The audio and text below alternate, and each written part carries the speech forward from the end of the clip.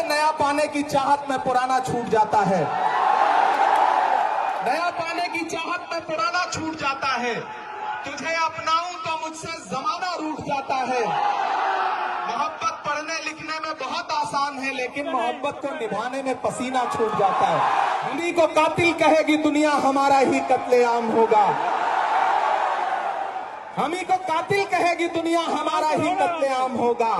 हम ही कुएं खोदते फिरेंगे, हम ही पे पानी हराम होगा। नहीं, ऐसा नहीं होगा, कभी ऐसा नहीं होगा। कभी ईमान का कुरान का सौदा नहीं होगा।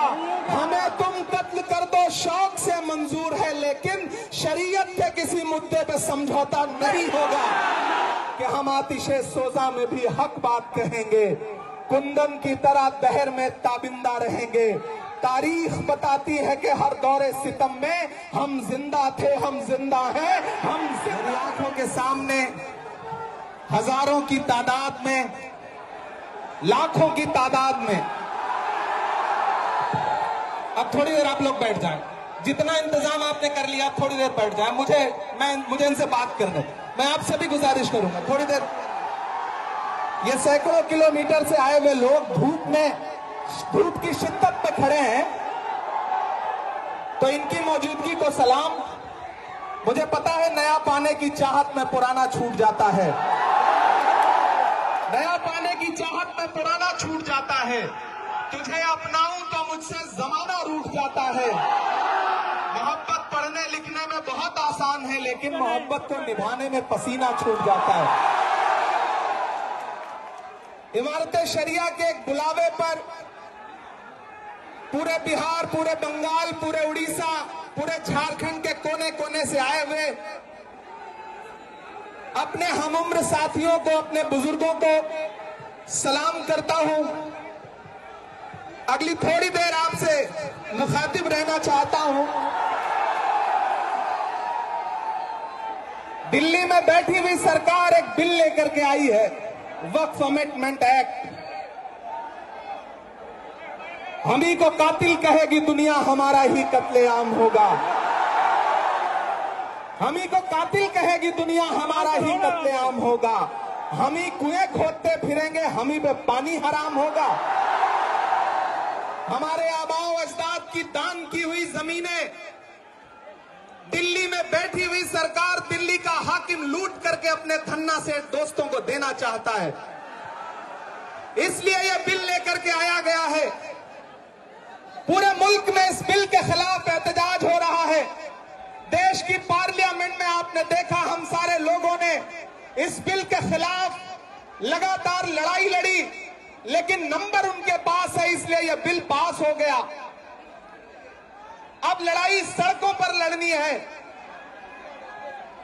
देश की माननीय उच्चतम न्यायालय में, सुप्रीम कोर्ट में यह मुकदमा ऑलरेडी पेंडिंग है, और मुझे पूरा यकीन है कि हमारे देश की सुप्रीम कोर्ट इंसाफ जरूर करेगी। महान बादशाह सिकंदर ने जब यूनान फतेह किया तो जीत का जश्न मनाने के लिए वो शहर की सड़कों पर निकला, तो उसने देखा कि पूरा शहर जश्न मना रहा है, लेकिन एक फकीर इंसान सड़क के किनारे बेसुध होकर के सो रहा है। सिकंदर को गुस्सा आया। सिकंदर अपने घोड़े से उतरा और उस सोते हुए फकीर के पास पहुंच करके गुस्से में उसे जोर की एक लात मारी, और लात मार के कहा कि क्यों रे फकीर, मैंने शहर जीत लिया, शहर जश्न मना रहा है और तू सो रहा है। तो उस फकीर ने उन्नीदी आंखों से सिकंदर की तरफ देखा और देख करके कहा कि शहर फतेह करना बादशाहों का काम है, लेकिन लात मारना गधे का काम है। पिछले 11 साल में इस सरकार ने आवाम को सिर्फ और सिर्फ लात मारने का काम किया, और अब ये बिल लेकर के आए हैं, और उन्हें लगता है कि आप खामोशी के साथ उनके हर जुल्म सितम को बर्दाश्त कर लेंगे। हमें पता है नहीं करेंगे, नहीं करेंगे ना, नहीं करेंगे ना। आपकी यहां मौजूदगी इस बात की गवाह है।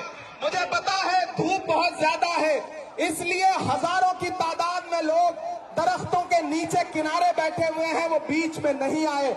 लेकिन फिर भी आज पूरा पटना, पूरा बिहार जाम हो चुका है। लोग लाखों की तादाद में घर से निकल करके आए हैं।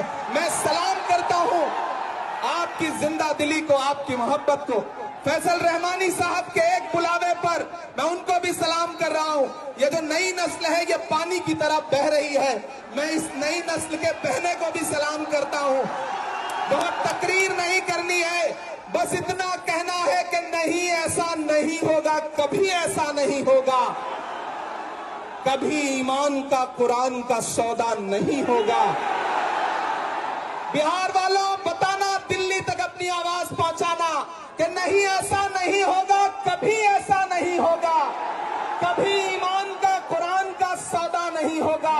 हमें तुम कत्ल कर दो शौक से मंजूर है, लेकिन शरीयत के किसी मुद्दे पे समझौता नहीं होगा। एक आखिरी बात आपसे कह रहा हूं साथियों, आप एक चीज जहन में बिठा के रखना कि अगर ये बिल लोकसभा में आया और इसकी हिमायत में अगर 250 से ज्यादा वोट पड़े, 288 वोट पड़े, तो इस बिल की मुखालफत में लोकसभा में 232 वोट पड़े। लोकसभा में मुसलमान सांसद सिर्फ 24 हैं, तो 200 से ज्यादा इस देश के हिंदू भाई, दलित भाई, सिख भाई, ईसाई भाई जो मेंबर ऑफ पार्लियामेंट है, वो लोकसभा में रात के 3:30 बजे तक इस बिल के खिलाफ वोट कर रहे थे और आपसे कह रहे थे कि हम आपके साथ खड़े हैं। ये है इस मुल्क की गंगा जमुनी तहजीब। यह जो लहराता हुआ तिरंगा है, इस तिरंगे में जो आपका रंग है और जो उसके ऊपर अमन का रंग है, भाईचारे का रंग है, उसके ऊपर भी जो रंग है, ये तीनों रंग मिलकर कह रहे हैं कि ये मुल्क नरेंद्र मोदी जी की जागीर नहीं है, ये मुल्क हिंदुस्तान के हर इंसान का है, हर इंसान का है। और हम अपने आबाओ अजदाद की जमीनों को बचाने के लिए, खानकाहों को बचाने के लिए, इबादत गाहों को बचाने के लिए, कब्रिस्तानों को बचाने के लिए जो कुर्बानी जरूरी होगी वो कुर्बानी देंगे। हम सड़कों पर बैठेंगे। मैं सरकार से कहना चाहता हूं कि जमहूरियत अकड़ से नहीं चलती है जिल्ले इलाही, जमहूरियत इस किताब से चलती है।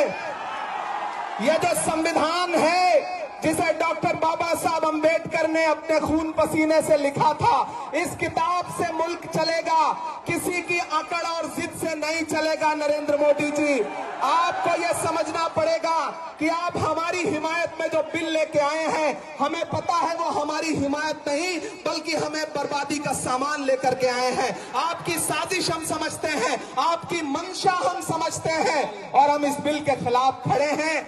आज यहाँ पटना के ऐतिहासिक गांधी मैदान में बस इतना कह के जा रहा हूं, वक्त बहुत कम है, बोलने वाले बहुत ज्यादा हैं। बस इतना कह के जा रहा हूं कि हम आतिशे सोजा में भी हक बात कहेंगे, कुंदन की तरह दहर में ताबिंदा रहेंगे। तारीख बताती है कि हर दौरे सितम में हम जिंदा थे, हम जिंदा हैं, हम जिंदा रहेंगे। आवाज दो, आवाज दो, आवाज दो। इधर से सदाएं नहीं आई हैं अभी। आवाज दो, आवाज दो, आवाज दो। अरे इंकलाब जिंदाबाद, इंकलाब जिंदाबाद, इंकलाब। बहुत शुक्रिया।